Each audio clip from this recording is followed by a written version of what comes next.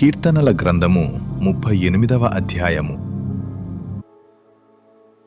యెహోవా, కోపోద్రేకము చేత నన్ను గద్దింపకుము, నీ ఉగ్రత చేత నన్ను శిక్షింపకుము. నీ బాణములు నాలో గట్టిగా నాటియున్నవి, నీ చెయ్యి నా మీద భారముగానున్నది. నీ కోపాగ్ని వలన ఆరోగ్యము నా శరీరమును విడిచిపోయెను. నా పాపమును బట్టి నా ఎముకలలో స్వస్థత లేదు.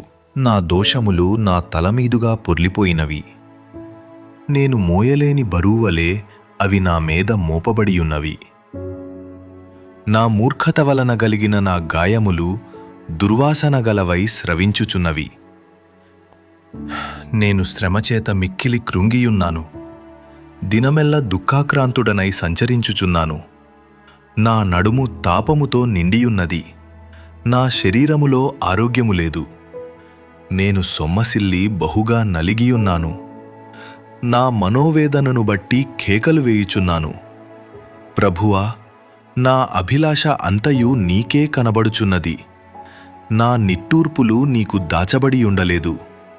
నా గుండె కొట్టుకొనుచున్నది, నా బలము నన్ను విడిచిపోయెను, నా కనుదృష్టియు తప్పిపోయెను. నా స్నేహితులును నా చెలికాండ్రును నా తెగులు చూచి ఎడముగా నిలుచుచున్నారు. నా బంధువులు దూరముగా నిలుచుచున్నారు.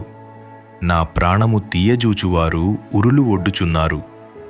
నాకు కీడు చేయజూచువారు హానికరమైన మాటలు పలుకుచు దినమెల్ల కపటోపాయములు పన్నుచున్నారు. చెవిటివాడనైనట్టు నేను వినకయున్నాను, మూగవాడనైనట్టు నోరు తెరచుట మానితిని. నేను వినలేనివాడనైతిని, ఎదురుమాట పలుకలేనివాడనైతిని. యెహోవా, నీ కొరకే నేను కనిపెట్టుకొనియున్నాను.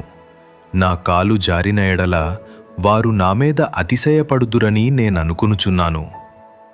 ప్రభువా నా దేవా, నీవే ఉత్తరమిచ్చెదవు. నన్ను బట్టి వారు సంతోషించక పోదురుగాక.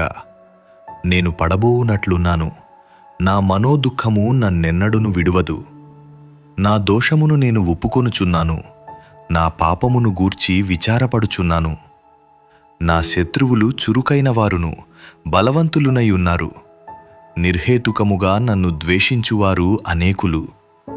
మేలునకు ప్రతిగా వారు కీడు చేయుచున్నారు. నేను ఉత్తమమైన దానిననుసరించుచున్నందుకు వారు నాకు శత్రువులైరి.